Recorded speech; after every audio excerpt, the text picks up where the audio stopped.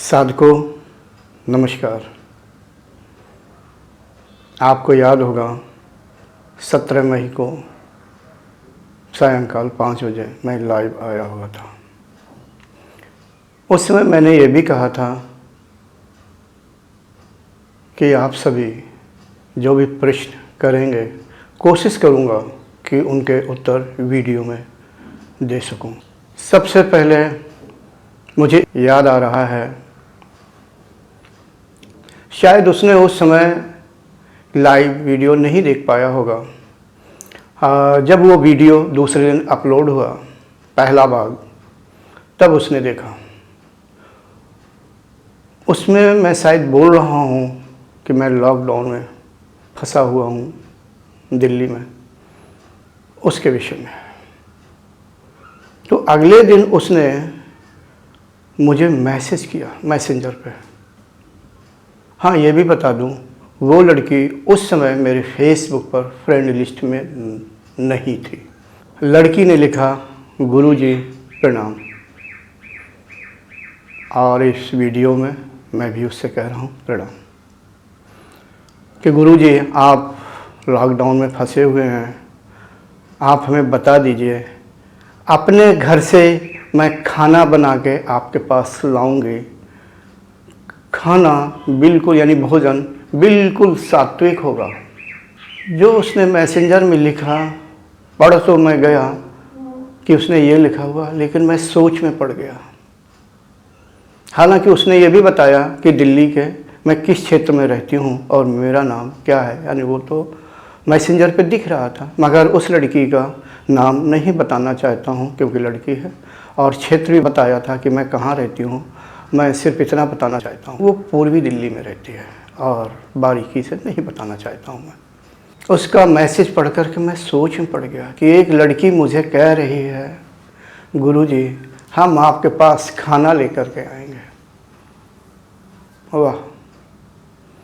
मैं ये सोचने लगा, दिल्ली और दिल्ली के आसपास बहुत से साधक हैं, मगर किसी ने नहीं कहा कि गुरुजी आप खाना खाते हैं या नहीं खाते हैं, या सिर्फ हवा खा के ही बने रहते हैं। थोड़ा भावुक सा हुआ, सोचा कि मैं क्या उत्तर दूं।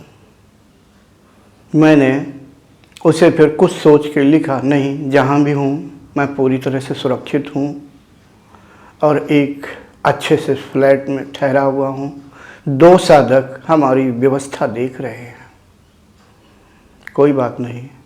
और उस लड़की का और जहाँ से मैं बोल रहा हूँ या रह रहा हूँ लगभग 35 किलोमीटर का फ़र्क होगा।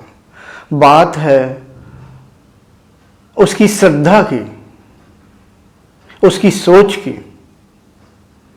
मैं ये कहना चाहूँगा कि उसके माता पिता ने कैसे संस्कार डाले जो उसकी श्रद्धा मेरे प्रति इस तरह से जागी।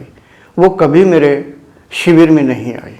हाँ, ये बता दूं, 1 साल पहले जब फरीदाबाद का शिविर होने वाला था, और कुछ मैं शिविर के समय नियम रखता हूं कि कोई भी लड़की शिविर में आती है तो अपने गार्जियन के साथ आए, अकेली ना आए। वो किसी कारण से वो नहीं आ सकी। शायद उस समय वो पढ़ाई करती थी, अब जॉब कर रही है। तो मैं उस लड़की से कहना चाहूँगा, निश्चय ही आपके माता पिता ने आपके बहुत ही अच्छे संस्कार डाले हुए हैं। साधकों, उस लड़की ने बाद में बताया, जब मैंने मैसेंजर पर हमारी उसकी बात हुई, कि वो कृष्ण भक्त है, वो भक्ति करती है।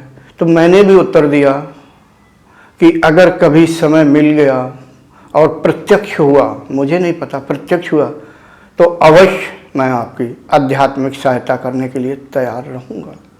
मगर आध्यात्मिक सहायता जो मैं करूँगा तभी फायदा होगा जब आप ध्यान करेंगे, ऐसे नहीं होगा। हाँ, आप भक्ति कितनी करती हैं, कैसी करती हैं, मुझे नहीं मालूम। लड़की होने के नाते मैं आपसे ज़्यादा बात भी नहीं कर सकता हूँ, ऐसी मेरी व्यक्तिगत सोच है। क्या लड़की से बात करूँ, या आप कभी शिविर में आई होती फिर तो मैं बात कर सकता था। कुछ भी हो, अगर कभी मिला, ईश्वर ने चाहा, आपका भाग्य अच्छा होगा तो मैं आध्यात्मिक सहायता कर दूंगा। उसके लिए आपको साधना करनी होगी। मेरी किताबें पढ़ें जो मेरे वेबसाइट पर निःशुल्क उपलब्ध हैं, और मेरी वीडियो देखें ताकि आपको मेरे विषय में जानकारी हो सके ज़्यादा से ज़्यादा, और साधना कैसी की जाती है तथा अध्यात्म के विषय में ज़्यादा से ज़्यादा जानकारी हो सके। मेरा आपको शुभ आशीर्वाद। ठीक है।